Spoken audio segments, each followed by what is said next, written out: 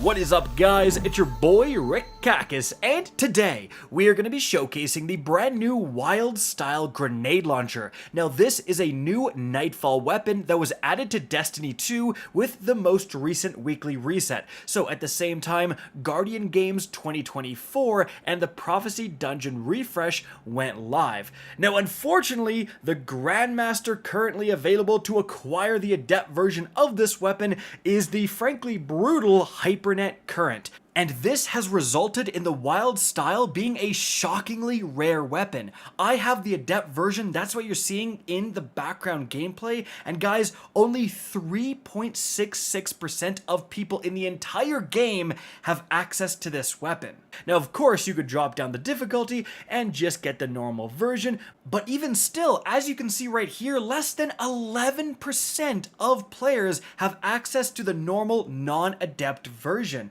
and that is crazy low in my opinion, because this isn't the first day this is available. It's almost the next reset. This thing has been acquirable for nearly a week. So is this thing just super hard to get right now, or is it not that good? Well, that's what we're going to find out in this video. So let's get started here with the Intrinsic Trait, with the damage archetype, because this is incredibly unique. Now, this is a double fire special grenade launcher archetype, and this is only the second double fire grenade launcher in the entire game. Now, a double fire grenade launcher is going to do exactly that. When you press the trigger, you will shoot two different projectiles right next to each other, as you're seeing in the background gameplay. Even though the magazine is going to say only one round, again, you will shoot two projectiles. Now, for the most part, this is going to behave like a normal, lightweight frame grenade launcher, where you shoot and you can hold and then release the trigger to cause the projectiles to explode.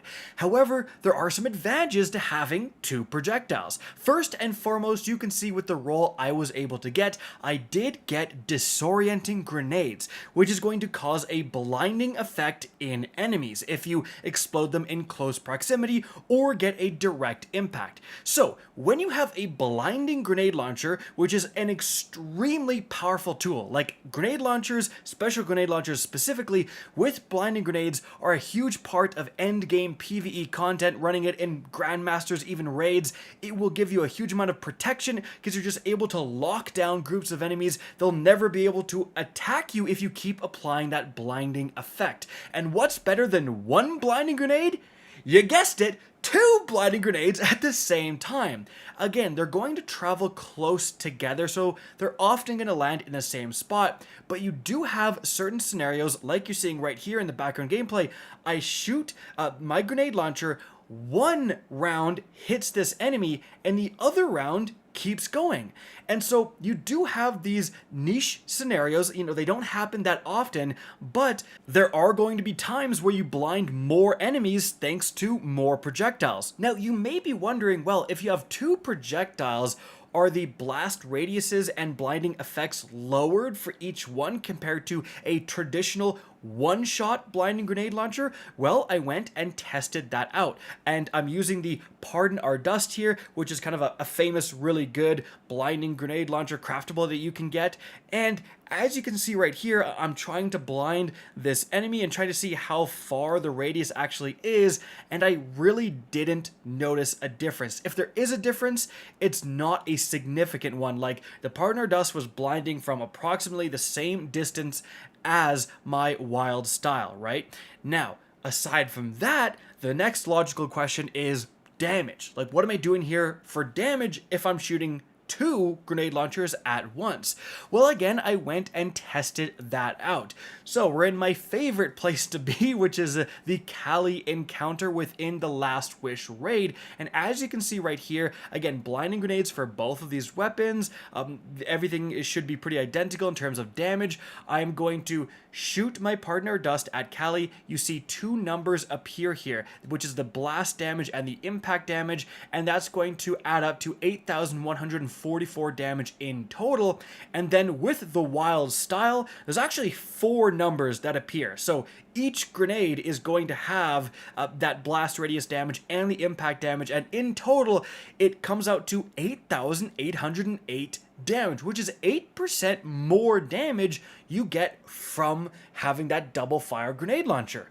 Now, as I was editing this video, I realized that's actually not the full story, because the Pardon Our Dust is kinetic, and kinetic weapons are going to get a around 10% damage boost. So in truth, the wild style compared to, for example, a blinding solar grenade launcher would do more than 8% more damage, right? So you actually do get a noticeable damage increase by using a double fire grenade launcher. Now, it's nothing absolutely insane, and remember, we are testing blinding grenades here, which are not really what you want to be using for damage, obviously, but still, that is something you should know. You have these two projectiles and you hit them both at the same target, you're going to be doing more damage than your average grenade launcher. But another advantage of the wild style over an average grenade launcher is the fact that because it's a Nightfall weapon, you actually have 3 different origin traits to choose from. So first of all, you have Vanguards of Vindication, where final blows will give you a small amount of health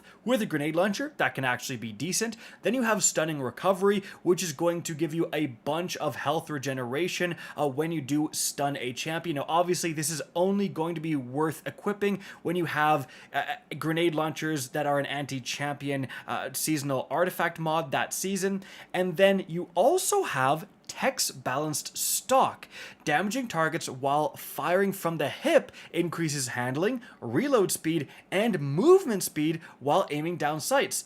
Honestly, this is pretty good as well. I mean, you are hip firing 90% of the time with a grenade launcher. Like, who aims down sights with their grenade launchers? So you're getting that handling and reload speed bonus, frankly, all the time. So again, that's actually pretty decent.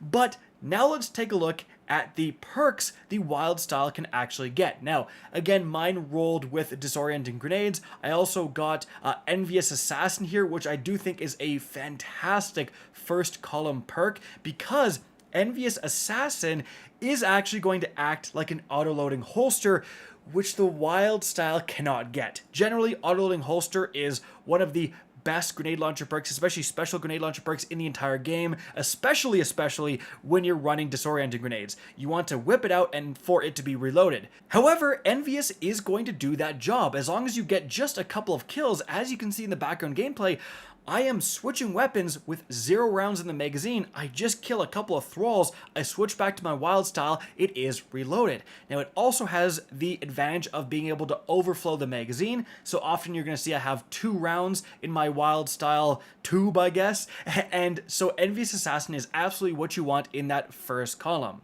Now, there is also the option for me to pick Danger Zone, that's going to increase the blast radius, and then unfortunately it spawned with Attrition Orbs, which is absolutely trash. But let's take a look at the rest of the possible perk rolls. So, I should point out, instead of disorienting grenades, you could go for spike grenades and take advantage of the fact that this archetype just hits harder than normal. Now, in that first column, again, it's really Envious Assassin, like Keep Away for the reload speed, you have Unrelenting for the healing, you maybe have Stats for All, again for the reload speed, Enlightened Action for the reload speed, but I don't think any of those are as good as Envious. Then in the second column, you do actually have Incandescent. Now this is going to, upon getting a kill, cause a scorch effect to emulate outwards. Like Incandescent plus Envious Assassin, I think, is frankly going to be the god roll here. Just because you, even with disorienting grenades, you're going to kill some red bars and then you're scorching. And then if you kill a couple of red bars, suddenly you're actually causing ignitions and stuff. Like Incandescent scales really, really well. Aside from that, guys, permeability, I don't think is that good. One for All can provide some damage bonuses, but you really only want One for All if you have spike grenades, you're going for kills specifically. Then you have Surrounded, kind of the same spiel, and unfortunately Attrition Orbs I don't think is what you want, and neither really is Collective Action. So frankly, I think the best roll here for PvE is going to be either Disorienting Grenades or Spike Grenades, and if you're really lucky, you can actually get them both on the same roll. That would be really, really awesome. And then I think it's clearly Envious Assassin plus Incandescent for that incidental scorch damage when you do happen to get kills. Now, overall, guys, I've seen people be pretty disappointed with this weapon's rolls on Twitter and stuff. I don't think it's that bad because, again, it's got that uniqueness factor. Like, it is only the second weapon of its archetype in the entire game. It has advantages for being that, but you simply don't see what we would normally recognize as a traditional good special grenade launcher god roll here. You know, like, again, I don't think that Envious Assassin plus Incandescent is that bad, but is it god tier? I also don't think so. And so undoubtedly, that's why, as you saw at the beginning of the video, such a low amount of Guardians have this thing. I think most people are simply deciding to skip this week when it's such a hard Grandmaster, and then maybe wait for an easier Grandmaster to be available to play when this thing is back in the loot pool. Certainly, that's what I would recommend. I really don't think this thing is that terrible. It is crazy unique. But yeah, is it worth slogging through Hypernet Current over and over again? Yeah, I'm gonna say no. Guys, that is it for the video. Hope you enjoyed and found this informative. If you did, please remember to help me out by simply rating and especially sharing this video. If you guys want to see more Destiny 2 content similar to this, don't be afraid to slap that subscribe button. If you want to get in touch with me and keep up to date with the latest channel activity, the best way is to follow me on Twitter at RickCacus. That is linked in the description down below. Again, I hope you enjoyed the video, and as always, have a good day.